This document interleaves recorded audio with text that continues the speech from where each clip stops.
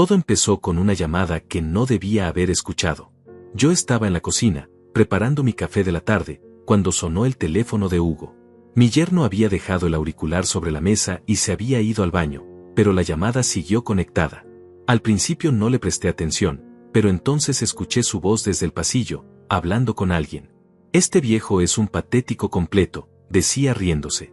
Siempre se hace el bueno, pero ni sospecha que vendimos su casa ayer. Me quedé paralizado, con la taza de café temblando en mis manos. Hugo continuó, le dijimos que era solo un trámite de impuestos, que necesitábamos algunos papeles. El muy ingenuo firmó todo sin leer nada. Las palabras me atravesaron como cuchillos. 70 años de vida, y mi propio yerno me llamaba patético. Pero lo que más me dolió fue darme cuenta de que tenía razón en algo. Yo había confiado ciegamente. Siempre había sido así, desde que Leticia murió hace 3 años. Cuando ella vivía, nadie se atrevía a faltarme el respeto.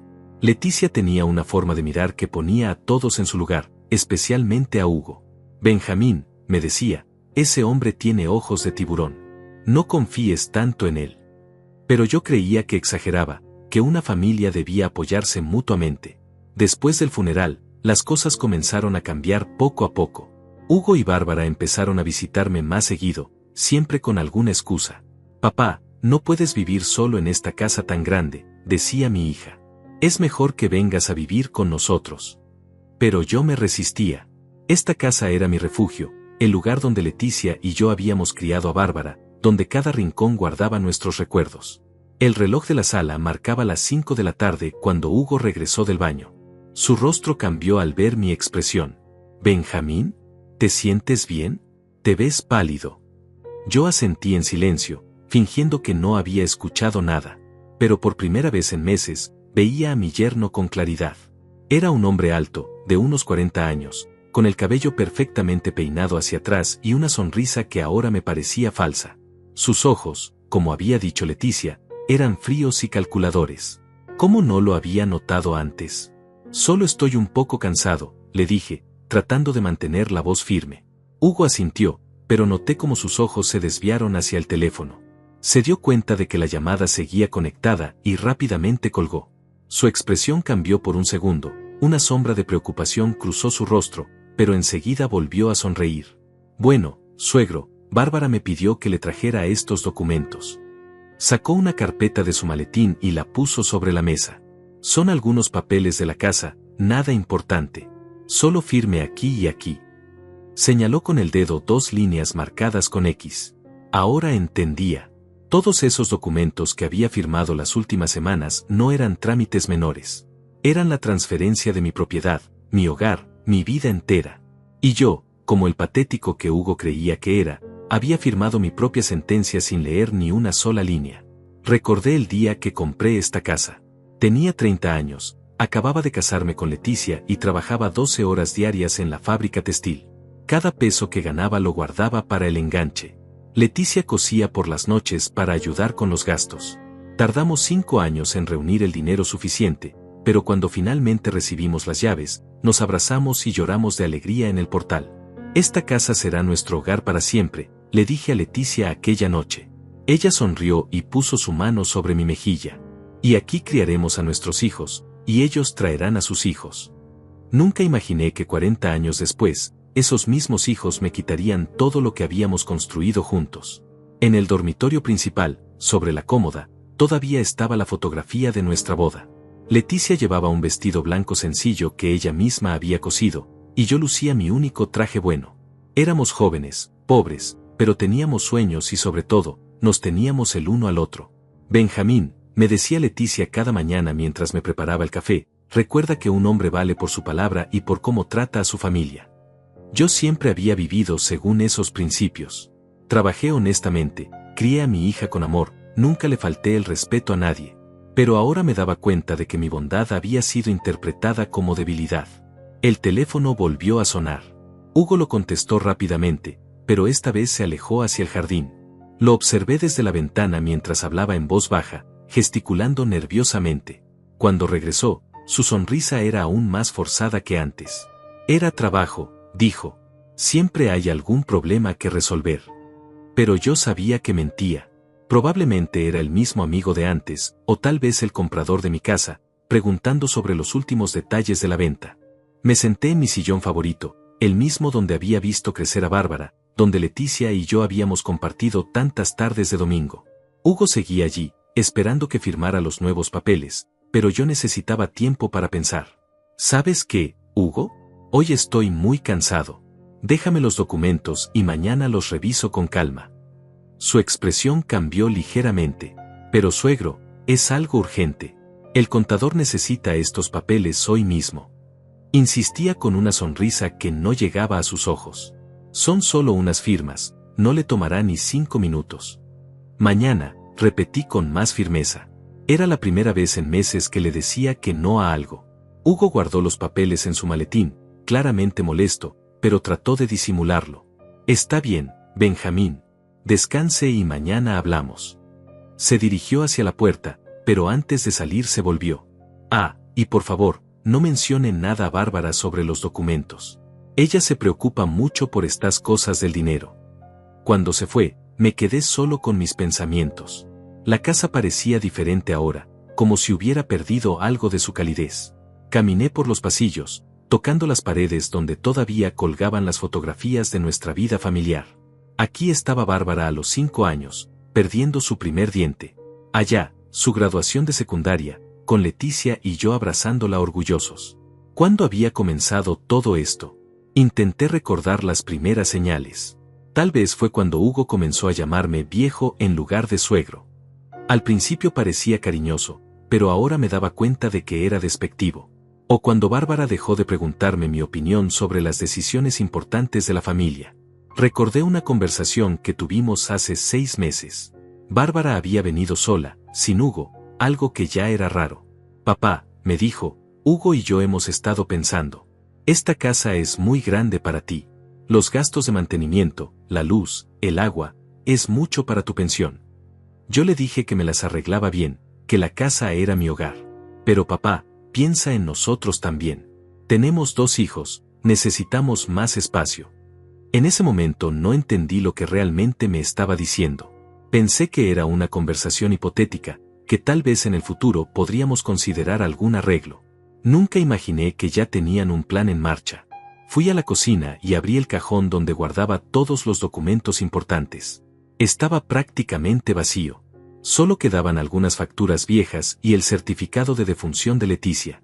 Todos los papeles de la casa, mi testamento, los documentos del banco, todo había desaparecido. Para organizarlos mejor, me había dicho Hugo hace algunas semanas. Es mejor que los tengamos en un lugar seguro. Me serví otro café y me senté junto a la ventana. Desde allí podía ver el jardín que Leticia había cuidado con tanto amor. Sus rosas todavía florecían, aunque ya no había nadie que las podara regularmente. Hugo había sugerido contratar a un jardinero, pero yo prefería hacerlo yo mismo. Era mi forma de mantener viva la memoria de mi esposa. El teléfono sonó de nuevo. Era Bárbara. Hola, papá. Hugo me dijo que hoy estabas un poco decaído. ¿Te sientes bien? Su voz sonaba preocupada, pero también había algo más, algo que no lograba identificar. Estoy bien, hija. Solo un poco cansado. Hubo un silencio incómodo.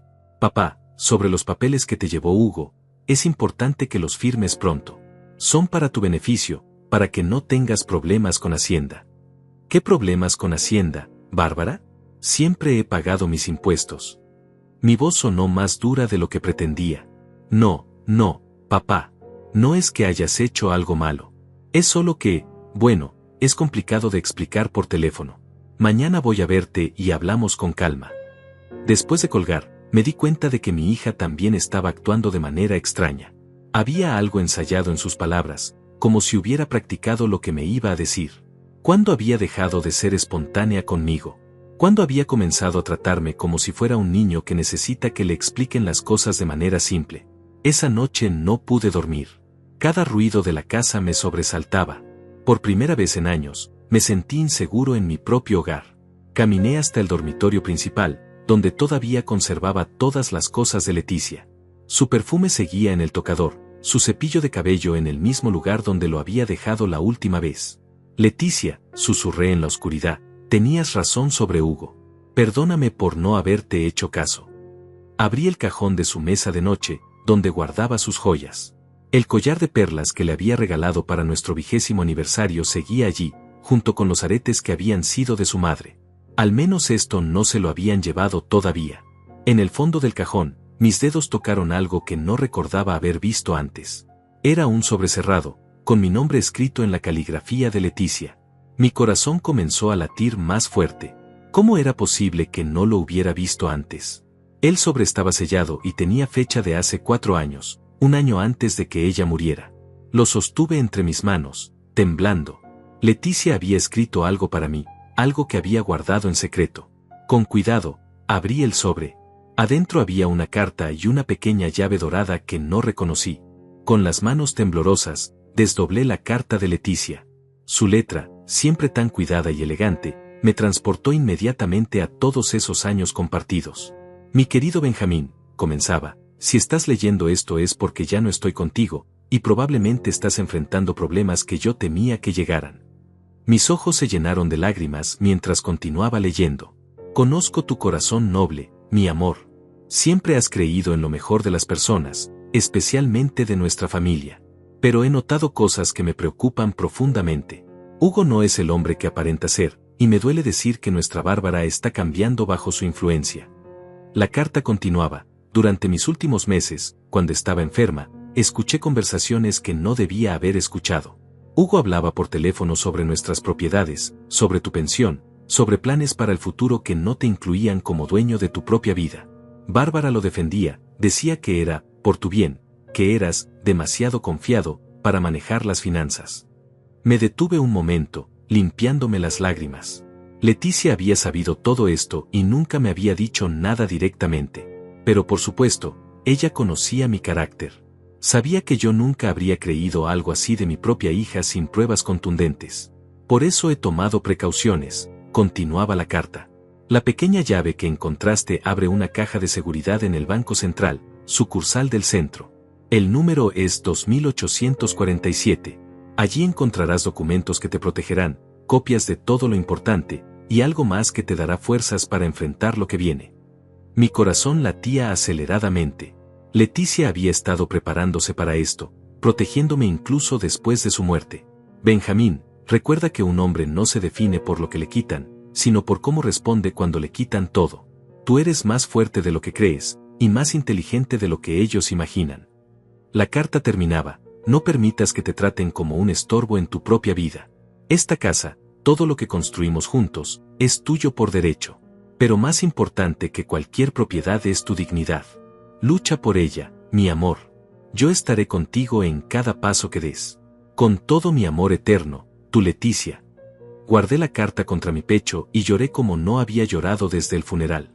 Pero estas no eran lágrimas de tristeza, sino de gratitud y determinación.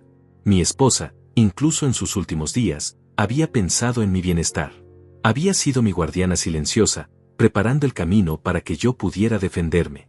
Al día siguiente, muy temprano, me dirigí al banco. Era un edificio viejo pero elegante en el centro de la ciudad, donde Leticia y yo habíamos abierto nuestra primera cuenta corriente cuando éramos jóvenes. El empleado me guió hasta la sala de cajas de seguridad en el sótano. Mis manos temblaron al insertar la llave. Dentro de la caja había varios documentos cuidadosamente organizados en carpetas. La primera contenía copias de todos los papeles de la casa, escrituras, certificados de propiedad, recibos de pagos del impuesto predial. Todo estaba a mi nombre, como correspondía. La segunda carpeta contenía algo que me sorprendió: fotografías de Hugo entrando y saliendo de oficinas inmobiliarias, imágenes de él reuniéndose con hombres que no conocía, copias de cheques con su firma. Leticia había contratado a alguien para que lo siguiera. También había grabaciones en pequeños casetes, conversaciones telefónicas donde Hugo hablaba sobre convencer al viejo y acelerar el proceso. Pero lo que más me impactó fue la tercera carpeta. Contenía documentos de una cuenta bancaria que desconocía por completo. Leticia había estado ahorrando en secreto durante años, depositando pequeñas cantidades de dinero que guardaba de los gastos de la casa. Para emergencias, había escrito en una nota adjunta: para cuando necesites comenzar de nuevo. La cantidad era considerable. Suficiente para vivir dignamente por muchos años, suficiente para contratar a los mejores abogados, suficiente para demostrar que no era el viejo patético que Hugo creía que era. Salí del banco con una sensación completamente diferente. Por primera vez en meses, me sentía como el hombre que había sido antes, el que había trabajado duro para construir una vida, el que había criado a una familia, el que había amado profundamente a una mujer extraordinaria. Regresé a casa y esperé. A las 3 de la tarde, como había prometido, llegó Bárbara. Venía sola, algo que me pareció curioso. «Hola, papá», me dijo, dándome un beso en la mejilla. «¿Cómo amaneciste?». Su voz sonaba forzadamente alegre. «Bien, hija. Muy bien». Me senté en mi sillón y la observé detenidamente. Era hermosa, se parecía mucho a Leticia cuando era joven. Pero había algo en su expresión que me dolía ver, una dureza que no recordaba de antes. «Papá, quería hablar contigo sobre los documentos de ayer». Se sentó en el sofá, al borde, como si estuviera lista para salir corriendo. «Es importante que los firmes pronto. Hugo está muy preocupado por tu situación legal». «¿Qué situación legal, Bárbara?». Mantuve mi voz calmada, aunque por dentro estaba ardiendo. «Hasta donde yo sé, no tengo problemas con la ley». Ella se removió incómoda. «Bueno, no es que tengas problemas. Es que, mira, papá, a tu edad es normal que se te olviden cosas. Los impuestos, los pagos, las fechas. Hugo solo quiere ayudarte a organizarte mejor». «Se me olvidan cosas». La frase me molestó profundamente. «Bárbara, tengo 70 años, no 90. Mi mente está perfectamente clara». «Sí, sí, por supuesto», se apresuró a decir. «Es solo que, bueno, vivir solo en esta casa tan grande no es bueno para ti. Necesitas compañía, necesitas que alguien te cuide». «¿Quién dice que necesito que me cuiden?». «Papá, todos lo vemos. Hugo, yo, hasta los vecinos han comentado que te ven despistado últimamente». Mentía, y yo lo sabía.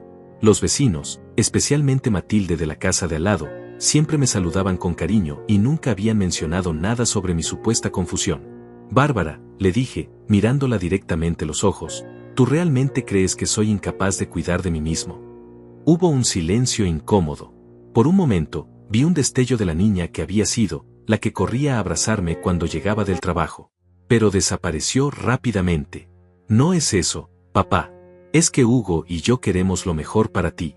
Hemos pensado que podrías venir a vivir con nosotros. Los niños te extrañan, sería bueno para todos». «¿Y qué pasaría con esta casa?». «Bueno», vaciló, «podríamos venderla. O rentarla. El dinero sería para ti, para tu comodidad». Ahí estaba. La verdad finalmente salía a la luz. ¿Venderla? ¿Esta casa donde naciste, donde creciste? «Papá, es solo una casa. Lo importante es la familia, estar juntos». Me levanté y caminé hacia la ventana. El jardín de Leticia brillaba bajo el sol de la tarde. «¿Sabes qué, Bárbara? Tienes razón en algo. Lo importante es la familia. Pero una familia de verdad no engaña, no miente, no llama patético a quien ama». Se puso pálida. «¿De qué hablas, papá?». «Hablo de la llamada que escuché ayer. La conversación de Hugo con su amigo, donde confesó que ya habían vendido mi casa». El rostro de Bárbara se descompuso completamente. Sus mejillas se pusieron rojas y sus ojos se llenaron de lágrimas, pero no eran lágrimas de arrepentimiento, sino de frustración por haber sido descubierta. «Papá, ¿puedo explicarte?». «No hay nada que explicar», la interrumpí con una calma que me sorprendió incluso a mí mismo. «Escuché todo claramente. Tu esposo me llamó patético, dijo que había firmado la venta de mi casa sin darme cuenta, se burló de mi confianza». Bárbara se hundió en el sofá, cubriéndose el rostro con las manos. «No era la intención que te enteraras así», murmuró. «Hugo no debió haber hablado de esa manera, pero papá, en el fondo, lo hicimos pensando en ti». «¿Pensando en mí?». La frase me indignó tanto que tuve que hacer un esfuerzo por no gritar. «¿Robarme mi casa es pensar en mí?». «No es robar». Se levantó bruscamente, mostrando por primera vez su verdadero carácter. «Esta casa está deteriorándose. Los gastos son enormes, tú no puedes mantenerla, y nosotros no podemos seguir ayudándote económicamente todos los meses». Ahí estaba otra mentira. Yo nunca les había pedido ayuda económica. Mi pensión era modesta pero suficiente para mis gastos. ¿Ayudarme económicamente? ¿Cuándo te he pedido dinero, Bárbara? Bueno, no directamente, Pero comenzó a balbucear, buscando argumentos que no existían. Hugo dice que en el futuro vas a necesitar cuidados especiales, una residencia para adultos mayores, tratamientos médicos. Todo eso cuesta mucho dinero. Hugo dice. Repetí con amargura. ¿Y tú qué dices, Bárbara? ¿Qué piensa mi hija, no la esposa de Hugo? Ella se quedó callada, mirando al suelo. En ese silencio encontré mi respuesta. Mi hija había desaparecido hace mucho tiempo, reemplazada por una mujer que priorizaba los deseos de su marido por encima del respeto hacia su padre. Mira, papá, dijo finalmente, con un tono más duro, entiendo que estés molesto, pero esto ya está hecho. La casa se vendió, los papeles están firmados, el dinero ya se depositó. No podemos echarnos para atrás ahora. ¿El dinero se depositó? ¿En qué cuenta? En una cuenta que abrimos para ti. Es por seguridad, para que no tengas que preocuparte por manejar cantidades grandes de dinero. Cada palabra era como una bofetada. No solo me habían robado mi casa, sino que también controlaban el dinero de la venta. Me habían convertido en un prisionero en mi propia vida. Necesito ver esos documentos, le dije con firmeza. Quiero ver exactamente qué fue lo que firmé. Papá, no te van a decir nada nuevo. Son papeles legales muy complicados. Hugo puede explicarte todo mejor que yo. No quiero que Hugo me explique nada. Quiero ver los documentos. Ahora. Bárbara suspiró con exasperación. Están en casa de Hugo. Si quieres, mañana los traemos y... No. Vamos ahora mismo a buscarlos. Papá, Hugo está trabajando, no podemos molestarlo. Bárbara, la interrumpí, y algo en mi tono hizo que me mirara con atención. Soy tu padre. He trabajado durante 50 años para construir todo esto. He criado, he amado, he respetado. Lo mínimo que merezco es ver los documentos de la venta de mi propia casa. Hubo algo en mi voz que la hizo reconsiderar. Tal vez por primera vez en meses vio al hombre que había sido, no al viejo patético que Hugo había pintado en su mente. Está bien, dijo reluctantly. Vamos a casa, pero Hugo va a estar muy molesto por la interrupción. El trayecto en auto fue tenso y silencioso. Yo observaba las calles de mi barrio, preguntándome cuántas veces más podría verlas.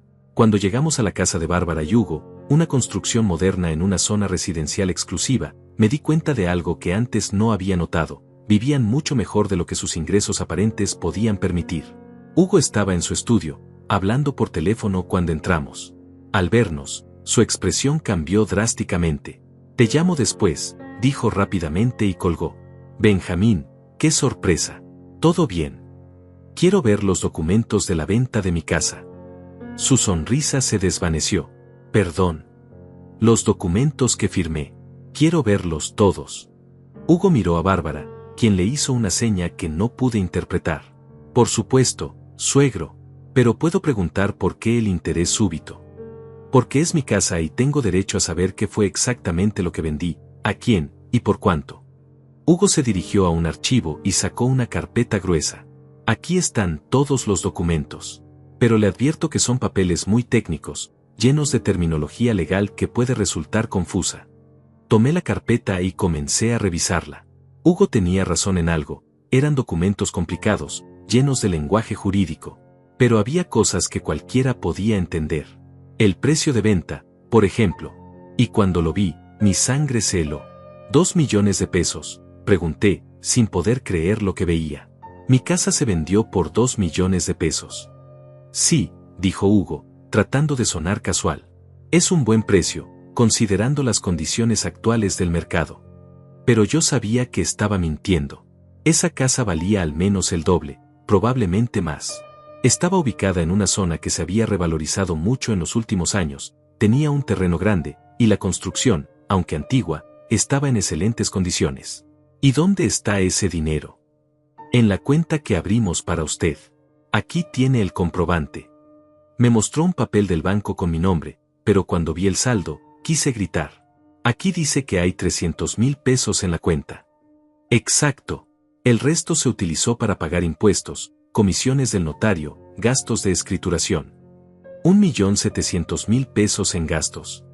Hugo comenzó a ponerse nervioso. Bueno, también se pagaron algunas deudas que usted tenía. ¿Qué deudas?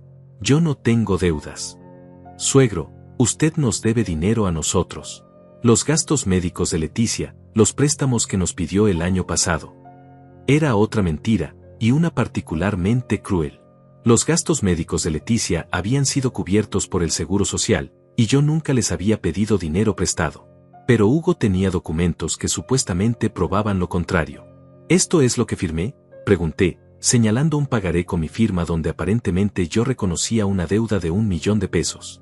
Sí, papá, intervino Bárbara. ¿No recuerdas? Fue cuando mamá estaba muy enferma, necesitábamos dinero para tratamientos especiales. Pero yo sí recordaba ese día. Hugo me había traído esos papeles diciéndome que eran formularios del seguro médico. Yo había firmado confiando en su palabra, nunca imaginando que estaba firmando reconocimientos de deuda falsos. Ustedes me engañaron, dije, sintiendo como la rabia crecía en mi pecho.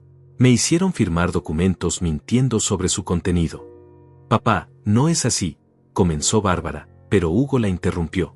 Benjamín, sé que esto es confuso para usted, pero todo está perfectamente legal. Tiene su dinero en el banco, tiene garantizada una casa donde vivir con nosotros, no tiene que preocuparse por nada más. ¿Una casa donde vivir con ustedes? Como su huésped, como su carga. Como nuestro padre, dijo Bárbara, pero sus palabras sonaban huecas. No, respondí, levantándome con toda la dignidad que pude reunir. Un padre se respeta, se consulta, se incluye en las decisiones. Lo que ustedes han hecho conmigo es tratarme como a un incapaz mental. Hugo se acercó a mí con esa sonrisa condescendiente que tanto odiaba. Suegro, entiendo su molestia, pero a veces los adultos mayores se confunden con los números, con los papeles legales. Es normal. Por eso estamos nosotros, para ayudarlo. Esa fue la gota que derramó el vaso. Adultos mayores confundidos, repetí. Hugo, tengo 70 años, no soy un niño ni un enfermo mental.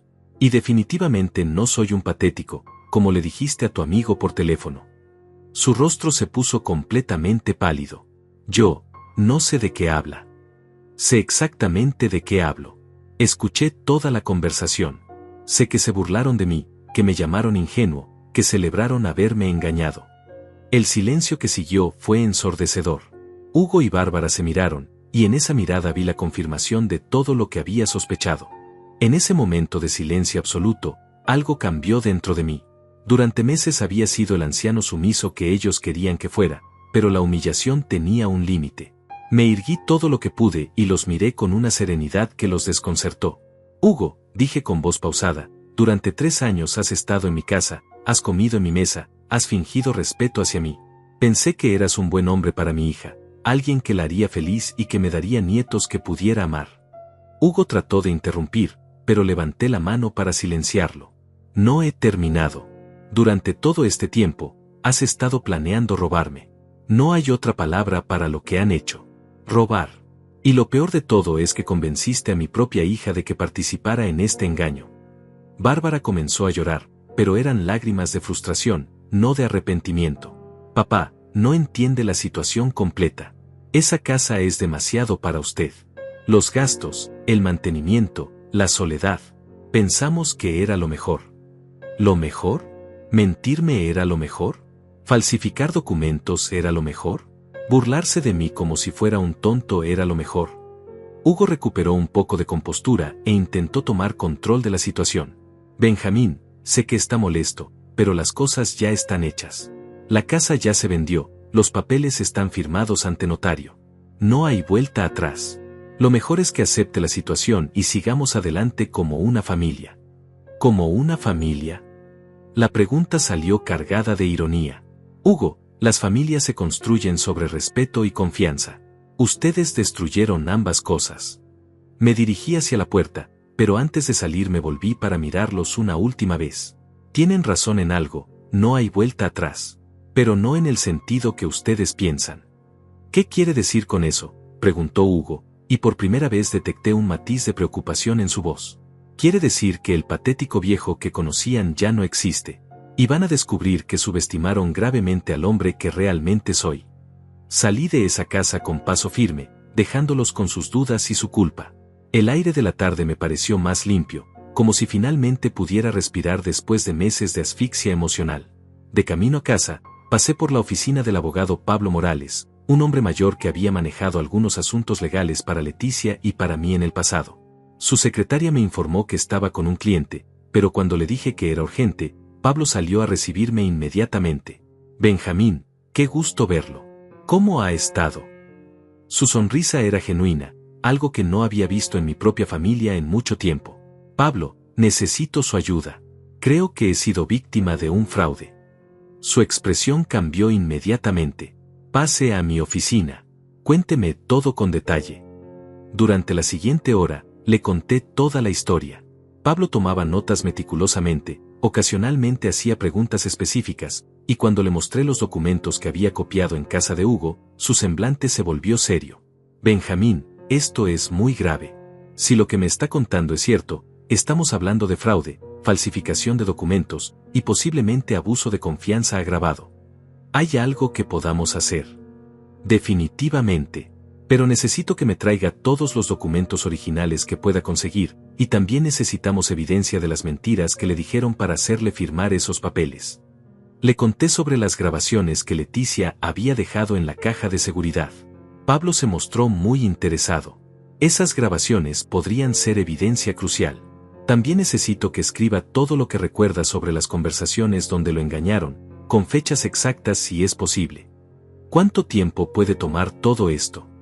Los procedimientos legales pueden ser lentos, pero con la evidencia que describe, podríamos solicitar medidas cautelares inmediatas para proteger sus intereses.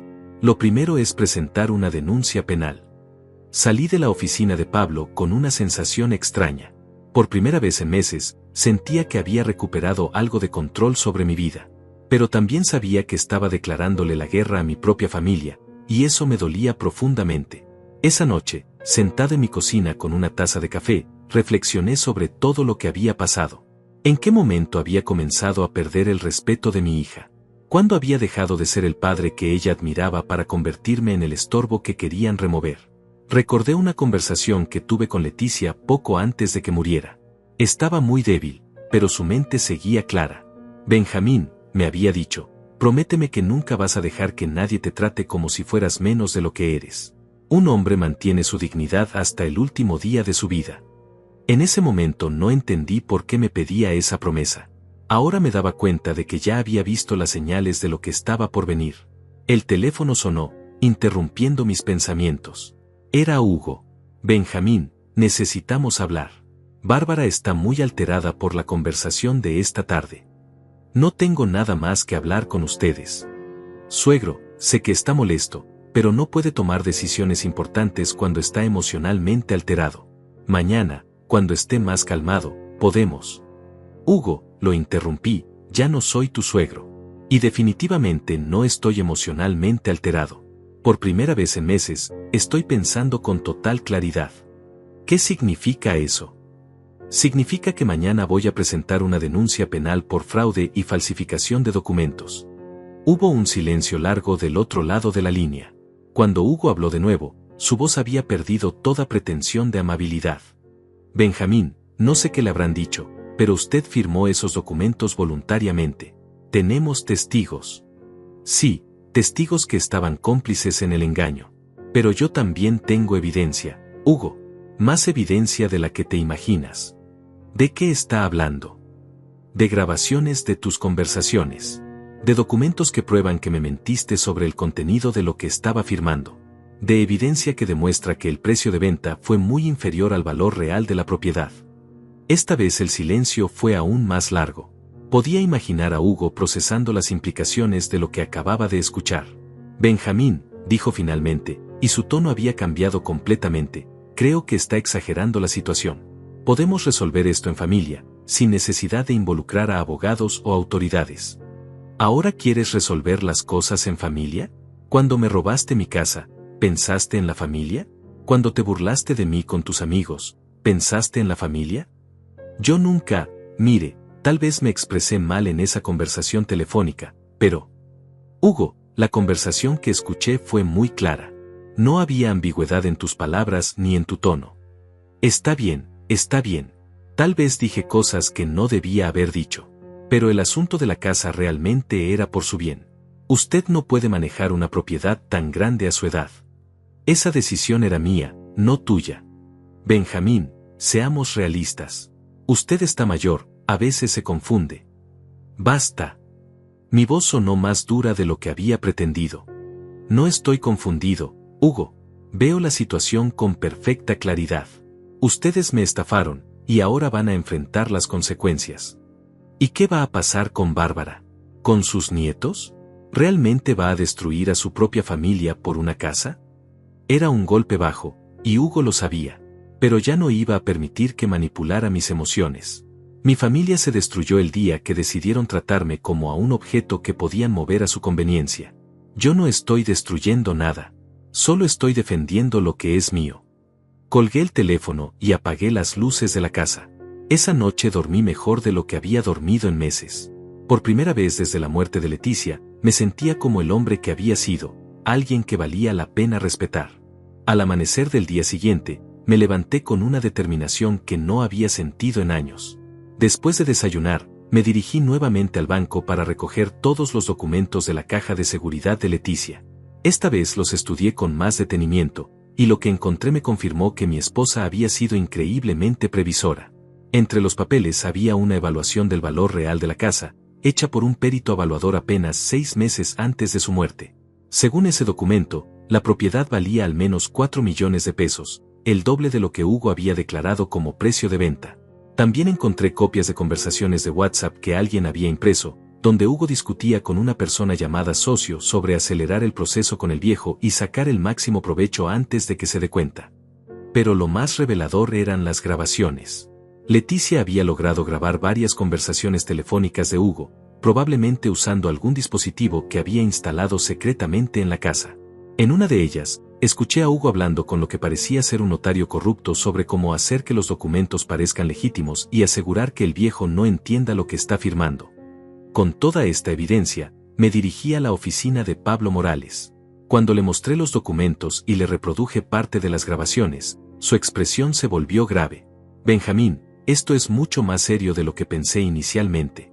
No solo es fraude, sino que hay evidencia de una conspiración criminal. Ese notario que mencionan en las grabaciones también está en problemas. ¿Qué podemos hacer? Vamos a presentar una denuncia penal completa y solicitar que se congelen inmediatamente todos los activos relacionados con la venta. También vamos a pedir que se anule la transacción por vicio en el consentimiento. Pablo comenzó a trabajar inmediatamente en los documentos legales. Mientras tanto, yo me dirigí a la notaría donde supuestamente se había formalizado la venta. Quería hablar con el notario personalmente, pero cuando llegué, me informaron que el licenciado Elías Sandoval había salido de la ciudad por asuntos familiares urgentes y no se sabía cuándo regresaría. Eso me pareció muy sospechoso. Pedí hablar con algún empleado que hubiera estado presente durante la firma de mis documentos. Una secretaria joven, muy nerviosa, me atendió. Señor, yo no estaba aquí ese día, tartamudeó. Fue mi día libre. ¿Y quién más estaba presente además del notario? No lo sé. Tendría que revisar los registros. Era evidente que la muchacha sabía más de lo que decía, pero también era claro que tenía miedo. Decidí no presionarla más y me retiré, pero no antes de solicitar copias certificadas de todos los documentos relacionados con la venta de mi casa. Cuando regresé a casa al mediodía, encontré a Bárbara esperándome en la entrada. Tenía los ojos rojos de llorar y parecía no haber dormido en toda la noche. Papá, necesitamos hablar, me dijo con voz quebrada. Por favor, déjame explicarte todo. La hice pasar, pero esta vez no le ofrecí café ni traté de hacerla sentir cómoda. Me senté en mi sillón y esperé a que hablara. Papá, sé que lo que hicimos estuvo mal. Sé que debimos haberte consultado, pero la situación era muy complicada. ¿Qué situación, Bárbara? Ella se removió incómoda en el sofá. Hugo tiene deudas. Grandes deudas. Con gente peligrosa. Esta revelación me sorprendió, pero también me llenó de una nueva indignación. ¿Entonces vendieron mi casa para pagar las deudas de juego de tu marido? No eran de juego, se apresuró a aclarar. Eran inversiones que salieron mal. Hugo había puesto dinero en unos negocios que resultaron ser fraudulentos. Perdió todos nuestros ahorros y además quedó debiendo. Y decidieron que yo debía pagar por sus errores. No fue así, papá. Al principio Hugo iba a pedir un préstamo bancario, pero los intereses eran altísimos. Entonces pensamos que tal vez podrías ayudarnos temporalmente. ¿Temporalmente? Bárbara, vendieron mi casa. Eso no es temporal. Las lágrimas comenzaron a rodar por sus mejillas. La idea original era pedirte prestado usando la casa como garantía. Pero cuando fuimos al banco, nos dijeron que por tu edad sería muy difícil aprobar el préstamo. Entonces el ejecutivo nos sugirió que sería más fácil si la casa estaba a nuestro nombre. ¿Y no se les ocurrió preguntarme si yo estaba de acuerdo? Hugo dijo que te íbamos a explicar todo después de resolver el problema, que una vez que pagáramos las deudas, te regresaríamos la casa. Bárbara, ¿tú realmente creíste eso? ¿En serio pensaste que Hugo iba a regresarme mi casa una vez que la tuviera en sus manos? Ella no respondió, pero su silencio fue elocuente. En el fondo, sabía que las intenciones de Hugo nunca habían sido honorables. ¿Y qué pasó con el dinero de la venta? Porque según los documentos que vi, solo hay 300,000 pesos en la cuenta que abrieron para mí. Se usó para pagar las deudas de Hugo. ¿Todas? 1.700.000 pesos en deudas. Bárbara se quebró completamente. No, papá, no todas. Hugo usó parte del dinero para otros gastos. Dijo que era una compensación por todos los problemas que había tenido que resolver. Cada palabra era como un clavo en mi corazón. No solo me habían robado, sino que Hugo había tenido la audacia de considerarlo una compensación por sus servicios. Bárbara, le dije con voz pausada, durante 30 años te crié para que fueras una mujer íntegra, honesta, con valores. ¿Qué pasó con esa mujer? Papá, yo no quería que pasara así. Pero Hugo me convenció de que era lo mejor para todos. Me dijo que tú no podrías manejar el estrés de saber sobre sus problemas, que era mejor resolver todo sin preocuparte. ¿Y la conversación donde se burló de mí? Eso también era para mi bien. Bárbara se cubrió el rostro con las manos. Eso fue horrible. Yo le reclamé cuando me enteré, pero él dice que estaba frustrado, que no lo decía en serio. ¿Tú le crees? Un largo silencio llenó la habitación. Finalmente, Bárbara levantó la vista. No, papá, ya no le creo nada. Era la primera vez en meses que mi hija mostraba un destello de la persona que había sido antes de casarse con Hugo. Pero era demasiado tarde para las disculpas. Bárbara, aprecio que hayas venido a contarme la verdad. Pero el daño ya está hecho. No solo perdí mi casa, perdí la confianza en mi propia familia. Papá, podemos arreglar esto. Yo puedo hablar con Hugo, puedo presionarlo para que encuentre la manera de devolverte tu casa. ¿Con qué dinero? Ya gastaron todo lo que robaron. No lo sé, pero tiene que haber una manera. Me levanté y caminé hacia la ventana. El jardín de Leticia seguía ahí, pero ya no me pertenecía.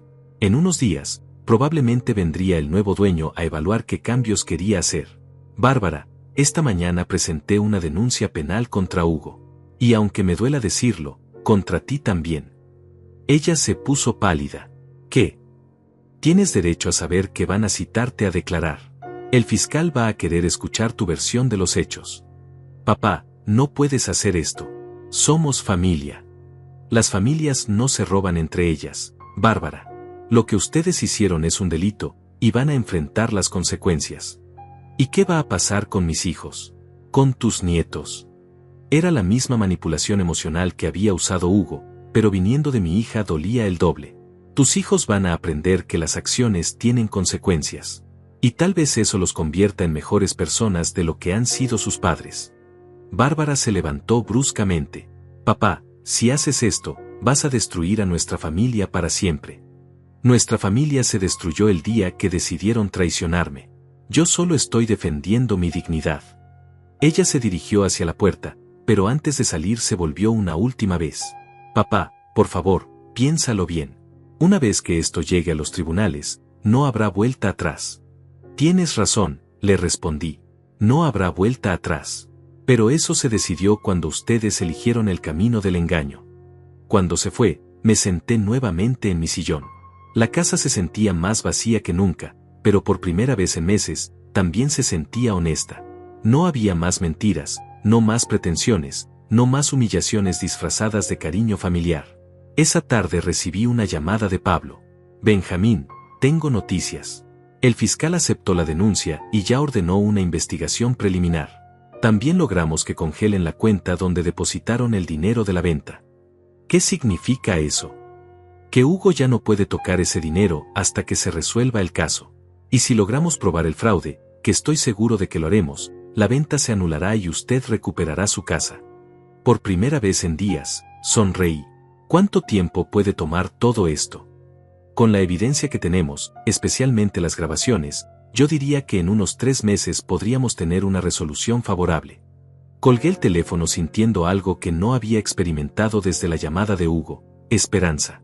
Leticia había tenido razón al preparar toda esa evidencia.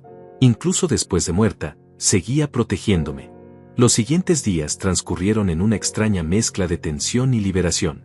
Por las mañanas me despertaba recordando que mi casa ya no era mía, pero por las tardes recibía llamadas de Pablo con actualizaciones sobre el caso que me devolvían la esperanza. La investigación avanzaba más rápido de lo esperado. El miércoles por la mañana, mientras regaba las plantas del jardín que pronto tendría que abandonar, vi llegar un auto que no reconocí. Se bajó un hombre joven, bien vestido, con un portafolio en la mano. Se dirigió directamente hacia mí. «¿Señor Benjamín Morales?», preguntó con cortesía. «Sí, soy yo. Mi nombre es Moisés Herrera, soy investigador privado. Trabajo para el despacho del licenciado Morales. ¿Podríamos conversar unos minutos?». Lo invité a pasar. Moisés tenía unos 35 años, ojos inteligentes y una manera directa de hablar que me inspiró confianza inmediata. «Señor Benjamín, he estado investigando a Hugo Vargas durante los últimos días. Lo que hemos descubierto es bastante revelador». Sacó una carpeta de su portafolio y la puso sobre la mesa. «Su yerno tiene un historial de estafa similar a la que le hicieron a usted. Encontramos al menos 3 casos en los últimos 5 años donde ha engañado a personas mayores para quedarse con sus propiedades». Sentí un escalofrío recorrer mi espalda. «¿3 casos más?» «Sí. En todos usó el mismo patrón. Se gana la confianza de la familia, identifica al miembro más vulnerable, generalmente un adulto mayor, y luego ejecuta una estafa sofisticada que involucra documentos falsos y chantaje emocional». Moisés abrió la carpeta y me mostró fotografías de Hugo entrando y saliendo de diferentes casas, siempre acompañado de un hombre que no reconocí. «¿Quién es ese hombre que está con él?». «Se llama Lidia Rentería, pero en realidad es un hombre llamado Luis Rentería. Es su cómplice principal. Se hace pasar por notario, por abogado, por contador, según lo que necesiten para cada estafa». «¿Y el verdadero notario, Elías Sandoval? También está involucrado. Recibe un porcentaje de cada estafa a cambio de falsificar los documentos y hacer que todo parezca legal». La información era abrumadora. No solo había sido víctima de un engaño familiar, sino de una operación criminal organizada. Las otras víctimas recuperaron sus propiedades. Moisés negó con la cabeza tristemente. 2 de ellas murieron antes de que pudieran hacer algo. La tercera, una señora de 80 años, perdió su casa y ahora vive en un asilo público. Su familia nunca supo lo que realmente había pasado. La rabia que sentí en ese momento fue diferente a todo lo que había experimentado antes. No era solo por lo que me habían hecho a mí, sino por todas esas personas indefensas que habían sido víctimas de Hugo y su banda. ¿Qué necesitan de mí para detener a estos criminales? Su testimonio va a ser crucial, señor Benjamín. Pero también necesitamos que nos ayude a tender una trampa». Moisés me explicó el plan. Pablo había coordinado con la fiscalía para organizar una operación encubierta. La idea era que yo contactara a Hugo fingiendo que quería resolver las cosas en familia y lo convenciera de reunirse conmigo junto con sus cómplices. Durante esa reunión, que sería grabada, esperaban que Hugo confesara detalles de la estafa que pudieran usar como evidencia adicional. «¿Es seguro?», pregunté. «Completamente. Tendremos agentes encubiertos vigilando toda la reunión, y usted llevará un dispositivo de grabación oculto». Acepté participar en la operación. Esa misma tarde llamé a Hugo. «Hugo, he estado pensando en nuestra situación. Tal vez fui demasiado duro el otro día». Su voz se notaba cautelosa. «Benjamín, me da mucho gusto escuchar eso. Bárbara ha estado muy preocupada. Quiero que nos reunamos mañana.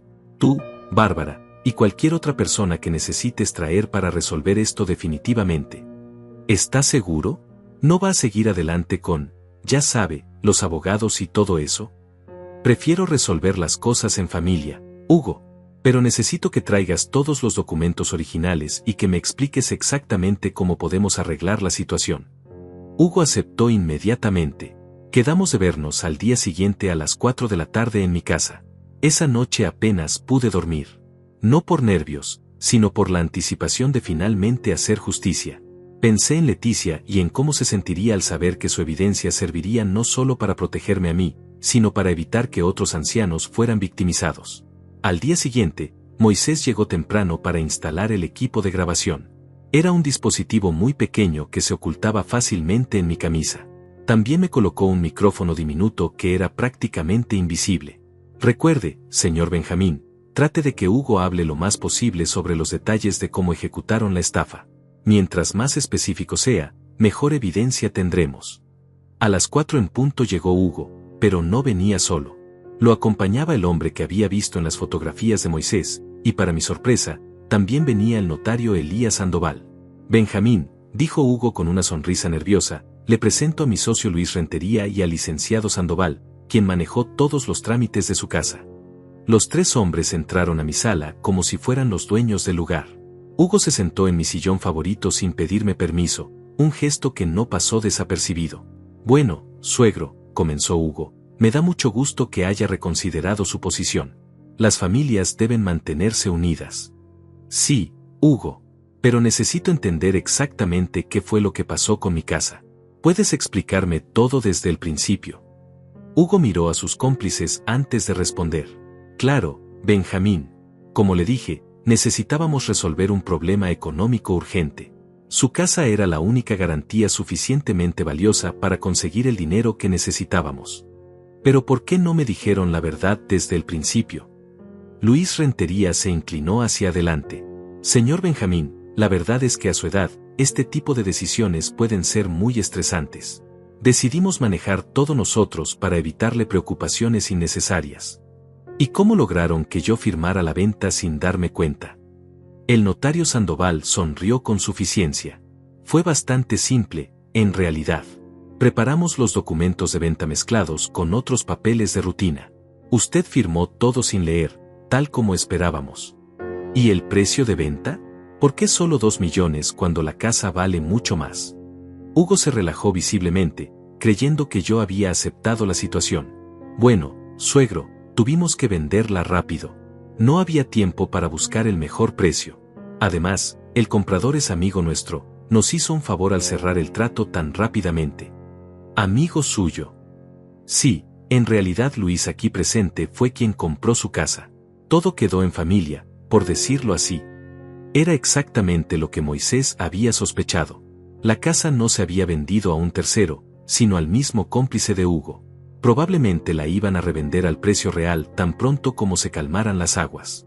¿Y qué pasó con el dinero que falta? Porque en la cuenta solo hay 300,000 pesos.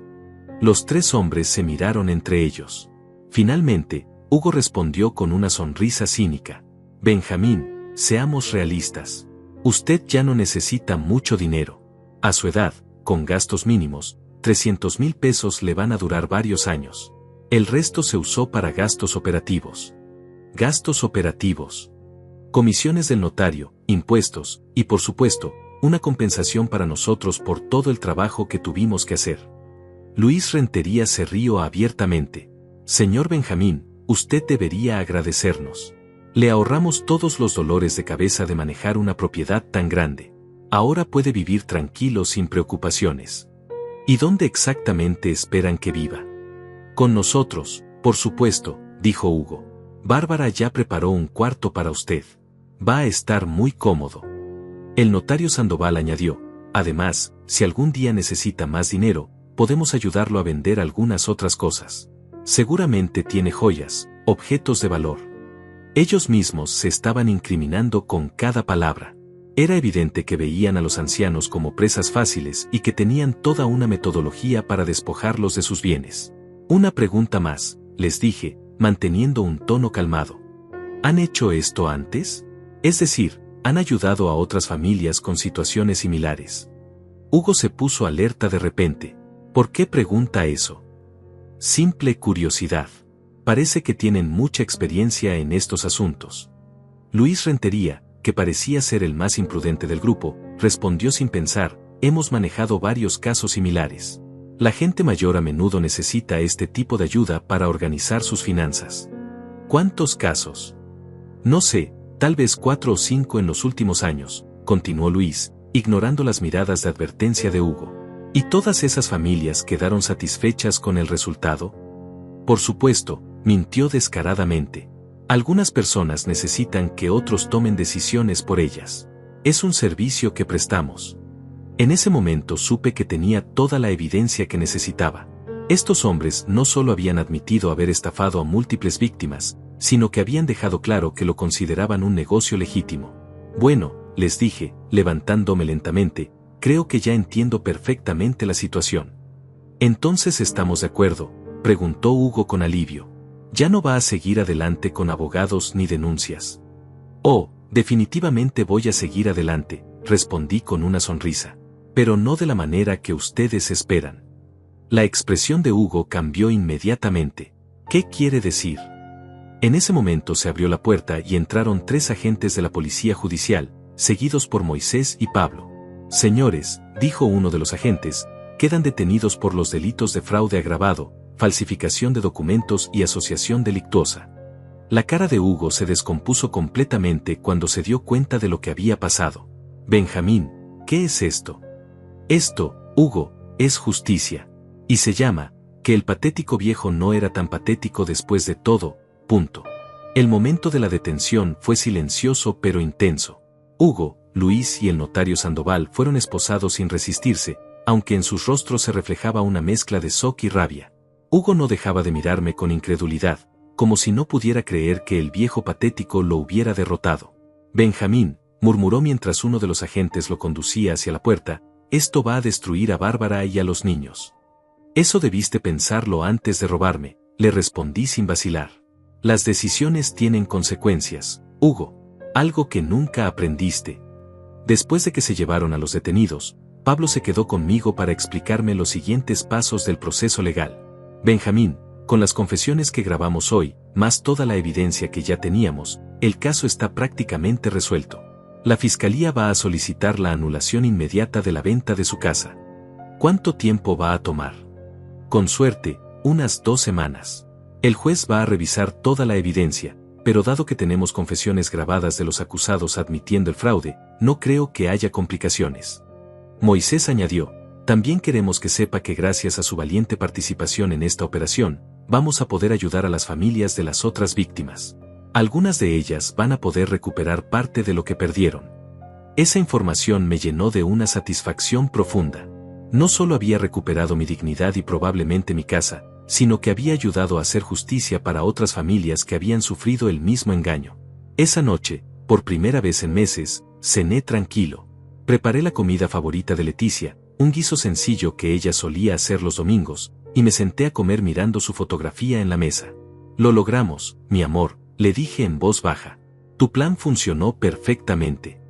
Al día siguiente recibí una llamada inesperada.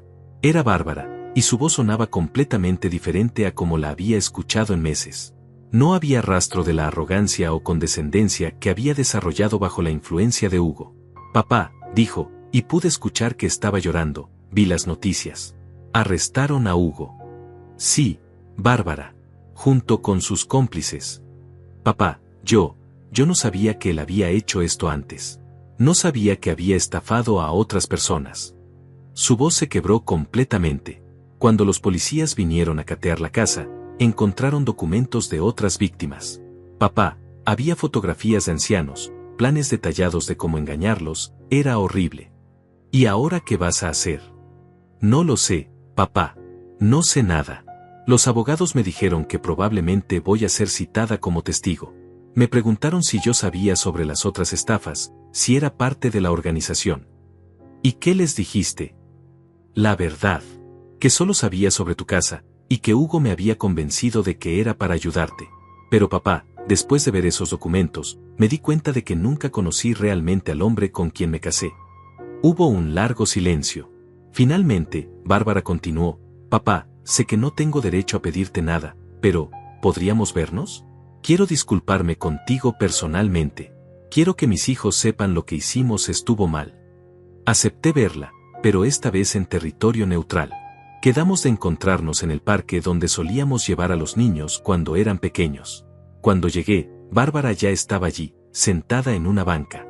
Parecía haber envejecido años en las últimas semanas. Sus ojos estaban rojos de llorar y había perdido peso. A su lado estaban mis dos nietos, Sofía de 8 años y Diego de 6. «Abuelo», gritó Sofía cuando me vio, corriendo hacia mí con los brazos abiertos. La abracé fuerte, dándome cuenta de cuánto había extrañado estos momentos simples pero preciosos. Diego, más tímido, se acercó lentamente. «Abuelo, ¿es cierto que papá es un malo?». La pregunta me partió el corazón. «Diego, tu papá tomó decisiones equivocadas. Eso no lo convierte en una mala persona, pero sí significa que tiene que enfrentar las consecuencias de sus actos». Bárbara se acercó con lágrimas en los ojos. «Papá, no sé cómo pedirte perdón por todo lo que pasó. No sé cómo explicarles a mis hijos que su madre participó en robarle a su abuelo. Bárbara, lo importante ahora es que aprendamos de esto y sigamos adelante». ¿Sigamos adelante?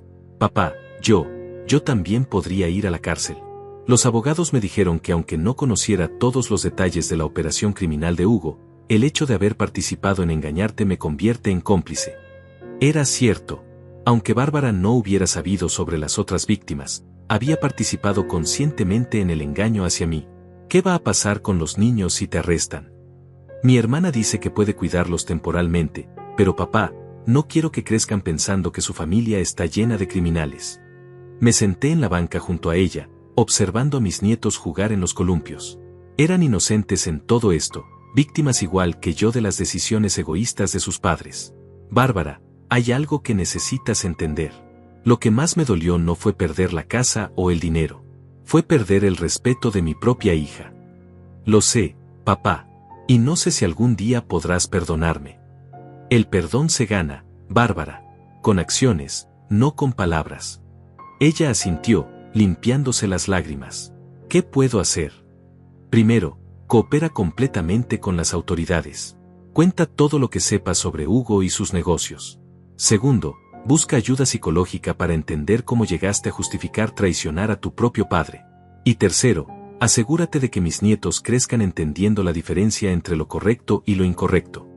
¿Y nosotros? Nuestra relación.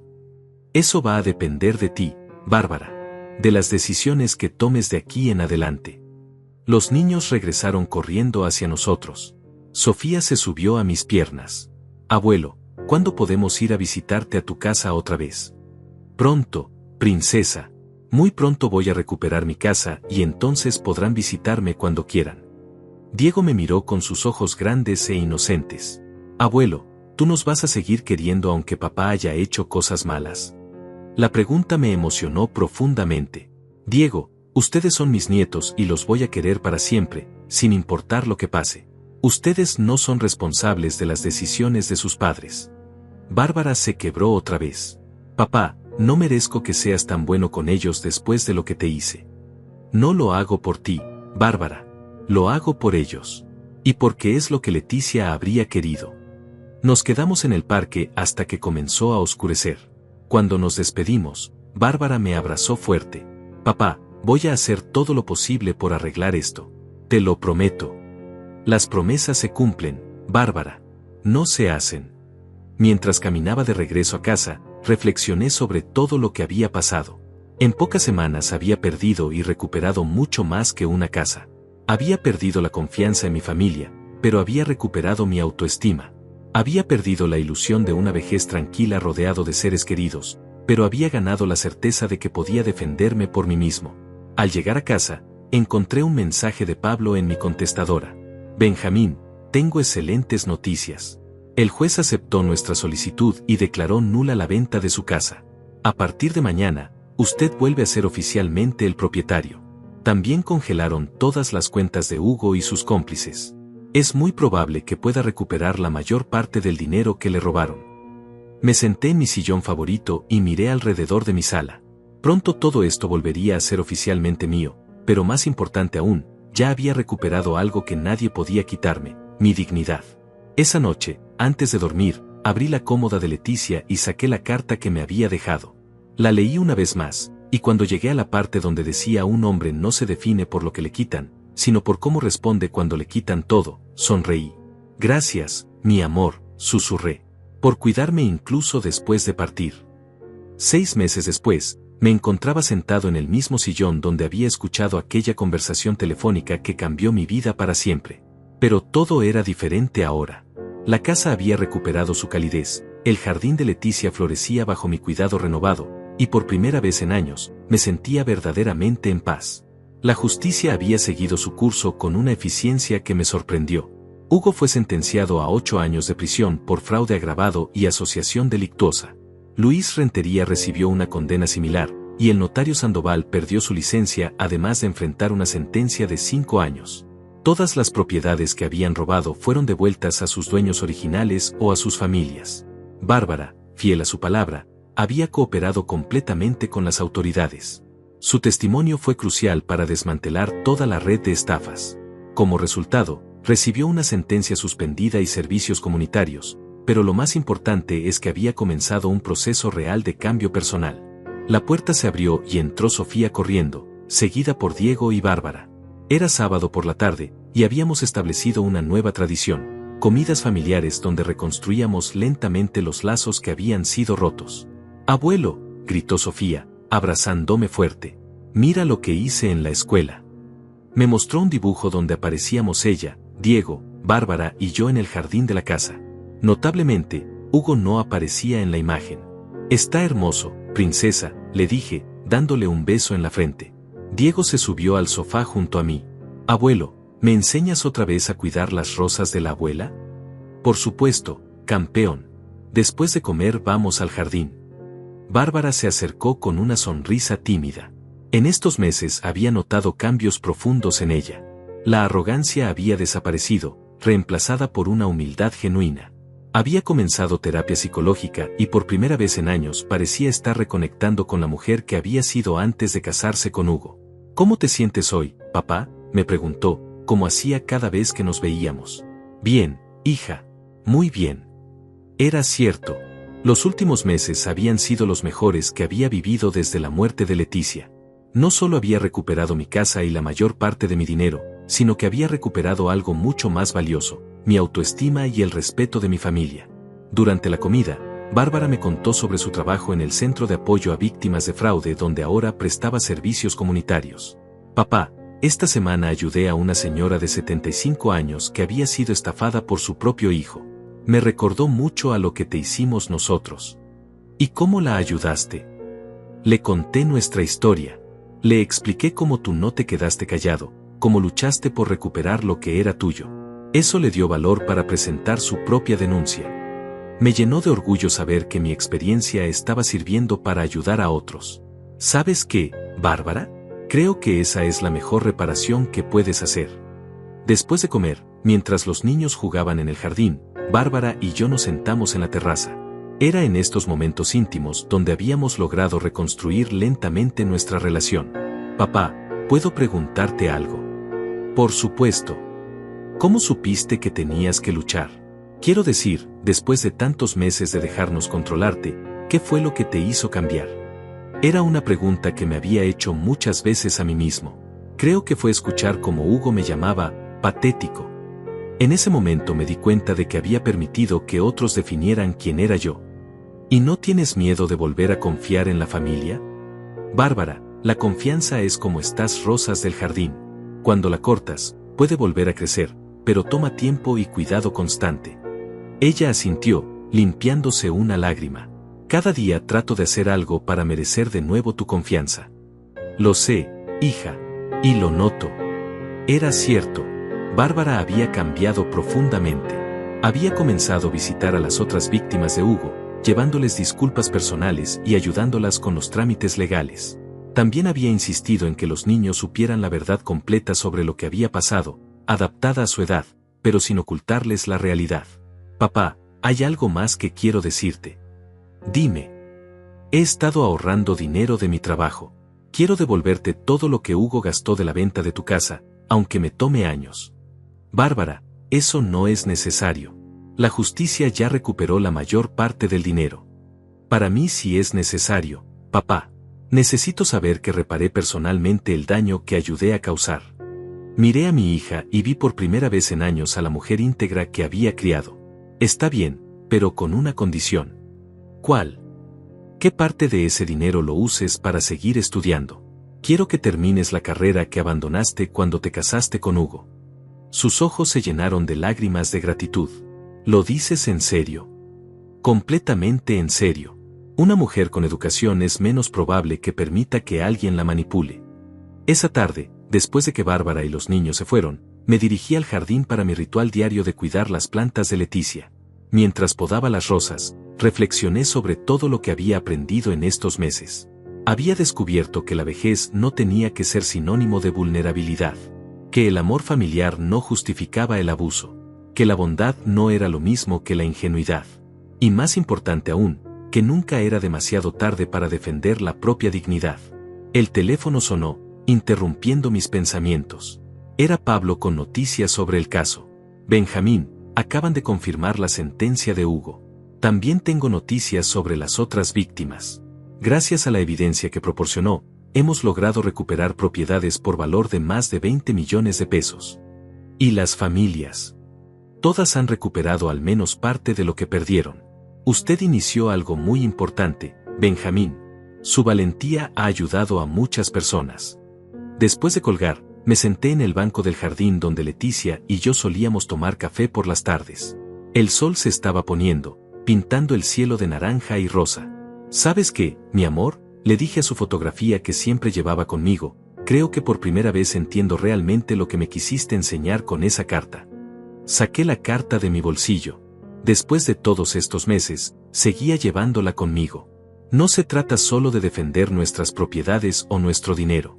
Se trata de defender quienes somos como personas.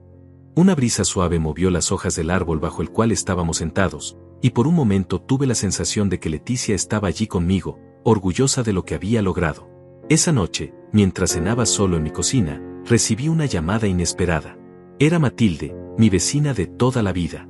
Benjamín, ¿has visto las noticias? Están hablando de tu caso en televisión. Dicen que eres un héroe para los adultos mayores. Encendí la televisión y efectivamente, había un reportaje sobre el desmantelamiento de la red de estafadores. Mostraban fotografías de Hugo siendo arrestado, y al final, una foto mía saliendo del juzgado el día que recuperé oficialmente mi casa. Don Benjamín Morales se ha convertido en un símbolo de que los adultos mayores no tienen que ser víctimas silenciosas del abuso familiar, decía la reportera. Su valentía para denunciar y luchar por sus derechos ha inspirado a decenas de personas a alzar la voz contra situaciones similares. Apagué la televisión sonriendo. No me consideraba un héroe, solo un hombre que había decidido no permitir que lo trataran como menos de lo que era. Antes de irme a dormir, como hacía cada noche, me dirigí al dormitorio principal y abrí el cajón donde había encontrado la carta de Leticia. Allí guardaba ahora todos los documentos del caso, las sentencias, y las cartas de agradecimiento que había recibido de otras familias que habían sido ayudadas gracias a mi denuncia. Perdí la casa, el respeto y parte de mi historia, murmuré, recordando las palabras que había pensado meses atrás. Pero gané de vuelta la parte más importante, mi paz. Me acosté esa noche con la tranquilidad de saber que había recuperado no solo mi hogar, sino mi dignidad. Que mis nietos crecerían sabiendo que su abuelo no era un hombre al que se podía engañar impunemente. Y que Leticia, donde quiera que estuviera, sabía que había seguido su último consejo, nunca permitir que nadie me tratara como menos de lo que era. La casa estaba en silencio, pero era un silencio diferente al de los meses de humillación. Era el silencio de la paz recuperada, de la justicia cumplida, de un hombre que había demostrado que la verdadera fortaleza no viene de la edad o la salud física, sino del carácter y la determinación de no permitir que otros definan nuestro valor.